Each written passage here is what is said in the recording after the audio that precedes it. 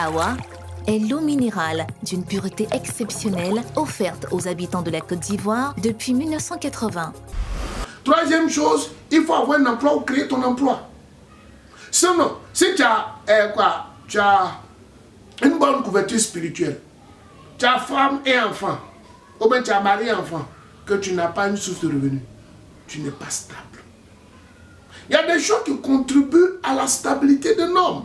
Une bonne couverture spirituelle, Satan ne peut pas te manipuler. Tu as femme et enfant, ou bien tu as mari et enfant, tu es dans un couple bien épanoui. Oui, tu commences à être stable. Mais troisième, il faut que tu aies une source de revenus. Si tu n'as pas de travail, tu ne peux pas trouver un emploi. Crée toi-même un emploi.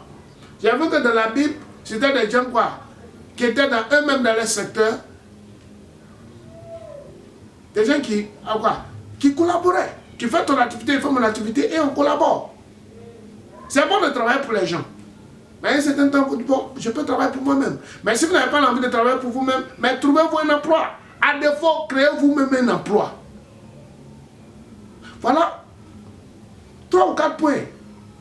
Il y a plusieurs besoins d'un homme. On ne dira pas, la spiritualité me suffit. La spiritualité, j'entends des gens me dire, Jésus fait tout. Jésus va quoi? Jésus me suffit. C'est vrai.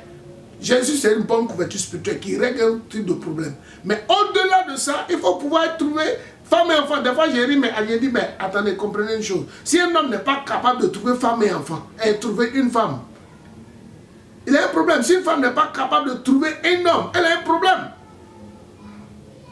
Jésus ne va pas combler tous les besoins. Mais si aussi, après cela, quand tu l'as comblé ce besoin, ne dis pas, je suis arrivé. Je suis déjà stable. Ce n'est pas vrai. Avoir Dieu dans sa vie, Dieu, il y a ce que Dieu va combler dans ta vie. Il a fait exprès pour laisser la place à un homme et à une femme. Il a fait exprès aussi pour laisser la place au travail. Vous voyez comme la Proverbe 12, il dit quoi? L'activité est le meilleur trésor d'un homme. Il faut avoir femme et enfant, hein? Mais si tu n'as pas femme tu n'as pas un travail qui assure toi-même ta dignité et qui t'aide à prendre en charge les besoins de ta femme et de ton enfant, et même tes devoirs dans la foi chrétienne, mais qu'est-ce que tu as fait? Un autre point de stabilité, c'est sport et loisirs. Sport et loisirs. Faites une avancée holistique. À un moment donné, vous savez, la spiritualité met de la pression. Le foyer met de la pression, le travail met de la pression. Mais il faut avoir un exutoire à cette pression, c'est le sport et le loisir. Paul dit quoi? L'exercice physique est quoi? Est utile à peu de choses. Mais la Bible ne dit pas que l'exercice physique n'est pas utile. Puisque Dieu a mis Adam et Ève dans le jardin pour le cultiver et le garder. Cultiver. Effort physique. Effort mental. Dieu aime quand vous transpirez un peu. Beaucoup sont malades parce qu'ils ne transpirent jamais. Et très souvent, il y a une année cela, il disait aux gens, je disais à l'église, il faut que tout le monde, même si tu ne sais pas danser, saute. Transpire un peu pendant le culte. Puisque Dieu sait que nous sommes dans une société un peu trop sédentaire. Dans nos cultes, il y a eu cette ingéniosité de mettre ce qu'on appelle la louange. Où tout le monde, même si ce n'est pas danser, on ne te demande pas de savoir danser. Saute, danse, saute, crie. Transpire un peu parce qu'il y a un amas de quoi? De toxines, de graisse qu'il faut dépenser. Tu vas passer toute la semaine au bureau. Mais Dieu n'est pas heureux quand nous sommes malades. Dieu n'est pas heureux quand nous sommes dépressifs. Le point suivant, c'est il faut avoir des investissements. Au-delà d'avoir du travail, il faut faire quelques investissements. Proverbe 31, la Bible parle de la dame qui commence à travailler, la dame vertueuse. Et puis à un moment, elle commence à faire des investissements. Et on dit quoi? Elle se rit de l'avenir. Elle se rit de l'avenir. Avec vos investissements, vous pouvez vous rire de l'avenir. On dit, bon, le sac de riz sera à tel niveau. Ils vont augmenter le prix du pétrole, le prix du baril de pétrole, de l'essence à la pompe. Mais quand vous avez des investissements, quel que soit le prix qu'on donne, il y a des gens, on aura beau augmenter le prix des choses sur la terre, eux, ça ne leur dit rien. Parce qu'ils ont quelques investissements qui produisent. Donc Dieu voudrait que nous puissions être un état de stabilité. C'est pourquoi je dis, la stabilité vient par ces petits points que je montre là. Faites une avancée globale. Ne dites pas, j'ai Jésus seulement. Jésus est venu pour créer pour régler votre problème de péché. Une fois qu'elle a réglé le problème de péché, c'est le problème principal. Il faut que vous puissiez vous stabiliser par vous-même, d'abord communier, demandez de qui vous donne une femme et des enfants. Si vous avez une femme et que vous n'avez pas d'enfants, c'est encore un lieu à problème. Femme sans enfant, on ne dit pas forcément que Dieu est de manière systématique, mais vous pouvez négocier avec Dieu. Il faut que vous ayez femme et enfant. Parce que la Bible dit qu'il faut qu'on ait une maison pleine de toutes sortes de choses. Troisièmement, il faut faire quoi?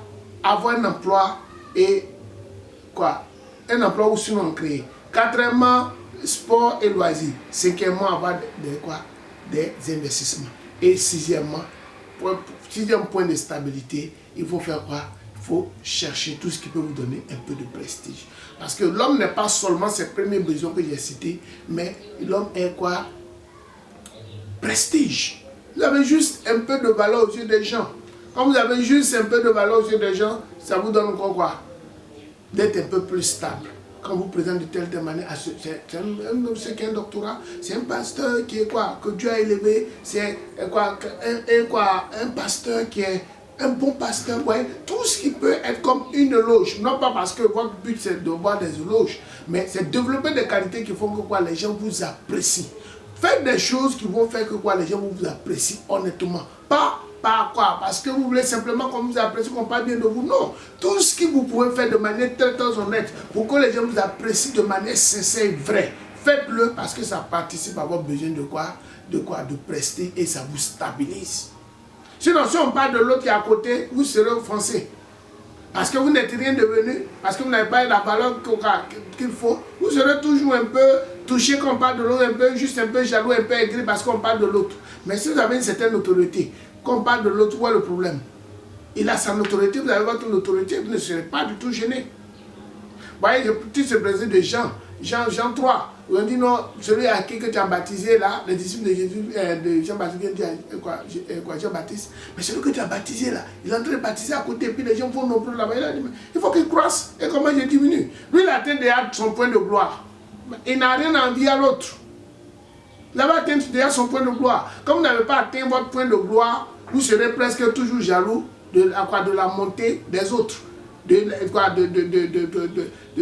Quand les autres commencent à monter, vous serez presque un peu jaloux là. Non.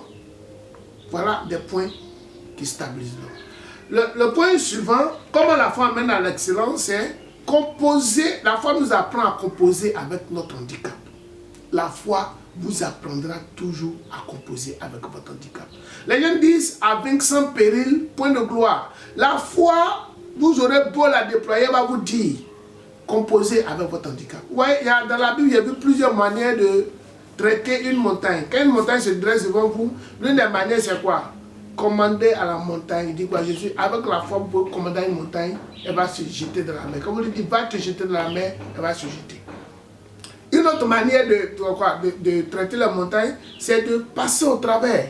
Des fois, la foi est tellement puissante qu'elle va te dire, passe au travers de la montagne. Traverse la montagne. Au nom de Jésus, Dieu vous montre un certain nombre de choses, vous traversez la montagne. Mais un autre jour, tu vas vous dire, contourne la montagne. Tu ne vas pas toujours vous dire, commande que la montagne se jette à la mer ou traverse la montagne. Des fois, elle va vous dire, contourne la montagne. Donc, comprenez, vous n'aurez pas toujours tout ce qu'il faut pour devenir. Mais vous aurez un bout pour devenir. Composez avec votre handicap. Jusqu'à ce que Dieu fasse quoi? Enlève totalement votre handicap ou le transforme quoi en votre faveur. Composez. Ne voyez pas plus votre handicap que quoi vos atouts. Vous êtes bien obligé de composer avec votre handicap. Des fois, votre handicap, c'est ce qui fait que quoi? Vous déployez plus de potentiel. Dieu nous suscite des fois des ennemis pour que nous puissions prendre compte qu'on a du potentiel à quoi? À exploiter.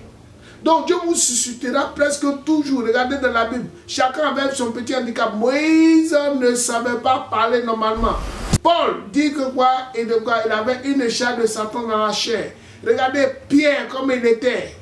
Chaque personne que Dieu a utilisée dans la Bible avait un petit handicap.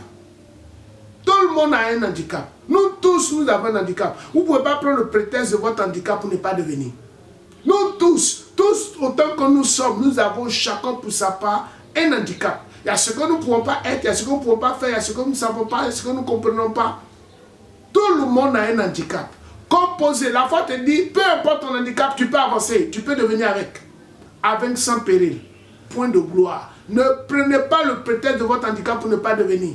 Comme on dit, va parler, va te dire, je ne sais pas bien parler. Dieu a déjà pourvu d'une certaine manière. Quand Moïse disait qu'il ne savait pas parler, Dieu avait oué Aaron pour parler à sa place. Donc il y a toujours composé avec votre handicap. Voyez, c'est votre handicap qui fera qu'on va vous honorer. On dit, un tel avait tel handicap, mais il a réussi quand même avec l'handicap. Si vous enlevez votre handicap, les gens ne vous respecteront pas.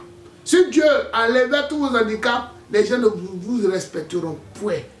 Des années après, ils ne vont pas vous respecter. Mais lui, tout était facile pour lui. C'était évident qu'il réussisse. Mais on vous respectera à cause de votre handicap. On sait que vous avez tel handicap, mais malgré votre handicap, vous êtes devenu. Et c'est ce pourquoi on vous respectera, on vous honorera des années après. Ceux qui seront avec vous, ils viendront parce qu'ils ont peut-être le même handicap et ils ne sont pas devenus. Mais parce qu'ils ont vu qu'avec le même handicap, ils sont devenus, ou bien un handicap plus grand, vous êtes devenus. C'est ce pourquoi les gens viendront auprès de vous. Donc, gloire à Dieu pour votre capacité, pour vos compétences.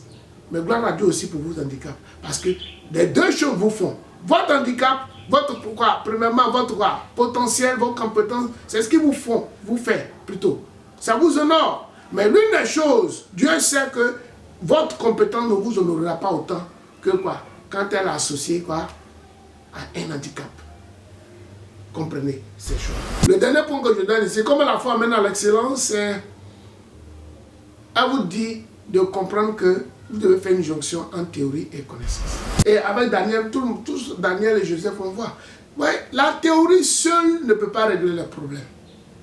La pratique seule ne peut pas régler tous les problèmes. Vous voyez, il y a une certaine expertise que Daniel et ceux qui ont eu vraiment une grande expertise dans la Bible ont toujours manifesté. Quand Joseph commence à parler à Pharaon, il fait bien la théorie économique, la doctrine économique, il fait bien. Mais le roi dit, c'est vrai, tu fais bien, mais j'ai besoin de quelqu'un sur le terrain. Et Joseph, quand il commence à parler, au départ, il explique le son du roi. Mais il passe directement du côté de la théorie à la pratique pour dire que le roi comprenne qu'il choisit un homme qui va faire des provisions. Le roi dit, mais qui est plus intelligent que toi? Je te prendrai. Parce qu'il pouvait, en même temps, en parole régler le problème, mais de manière très très pratique, il pouvait régler le problème. Quand on établit Daniel, mais il y a une manière de régler le problème qui est exceptionnelle. Daniel peut passer, il peut dire la chose en théorie, mais il peut le dire aussi de manière très très pratique. Le sort fait cesser les contestations. On fait une expérience, on met une souris pendant plusieurs heures dans un carton, puis des heures après on demande, la souris est encore vivante ou pas? Il y en a qui disent elle est encore vivante, d'autres qui disent elle est morte. Mais comment on peut savoir que la souris est toujours vivante ou morte? C'est quand on ouvre le carton. Donc, on peut faire beaucoup de théories, mais sans pratique, ça ne marche pas. Votre compétence ne doit pas être seulement théorique, elle ne doit pas être seulement pratique. Elle doit faire ce jeu-là, cette jonction entre théorie et pratique. Et la femme nous apprend. Quand on a fini de prier dans la chambre, au nom de Jésus, elle nous demande de passer à la pratique. Parce que les pratiques et les malades, les non-convertis ne sont pas dans notre chambre. Voyez comment Jésus dit, allez, dites que le royaume des cieux proche, guérissez les malades, ressuscitez des morts, purifiez des lépreux. Donc quand il a fini de prêcher, priez dans ma chambre, de dire au nom de Jésus, au nom de Jésus, au nom de Jésus, de confesser, de proclamer. Mais elle ne me dit pas, il faut rester dans la chambre. Il faut aller sur le terrain. Tout à l'heure, je parlais de Jésus qui finit de prier, qui va vers les gens qui ont des besoins. Mais la foi nous enseigne que après la théorie, il faut passer à la pratique. Et c'est avec la pratique qu'on voit les défauts de nos théories. Donc, c'est une roue. Dès la théorie, je passe à la pratique. De la pratique, je viens à la théorie. Donc, je ne peux pas être expert seulement. Voilà comment on chasse un démon en théorie. Mais ça ne sera pas toujours vrai. Je peux avoir étudié. Voilà comment on chasse un démon. Mais c'est quand je passerai à la pratique, je verrai que telle partie de ma théorie est vraie, mais telle autre partie de ma théorie n'est pas vraie. Je peux dire non, Dieu me parle, mais c'est dans la pratique. Et Paul, dans la Bible, on dit, comment on peut reconnaître un bon prophète? C'est quoi? Ce qu'il dit, C'est le côté pratique de la chose. Quand il dit, quand ça se manifeste, ça arrive. Donc, vous voyez, la Bible allie, si vous voulez être excellent, la Bible dit théorie, mais aussi pratique. Elle ne dit jamais pratique. Si vous êtes resté simplement, vous êtes expert de la pratique, il y a des choses que vous allez rater. Si vous êtes simplement expert de la théorie, il y a des choses que vous allez rater. Faites cette jonction entre pratique et théorie. Ça permet de quoi? De s'auto-corriger, de s'auto-réguler, d'être en équilibre. Dieu nous bénisse. Merci de nous avoir suivis. Doux, absorbant, résistant, exigez toujours Lotus le vrai.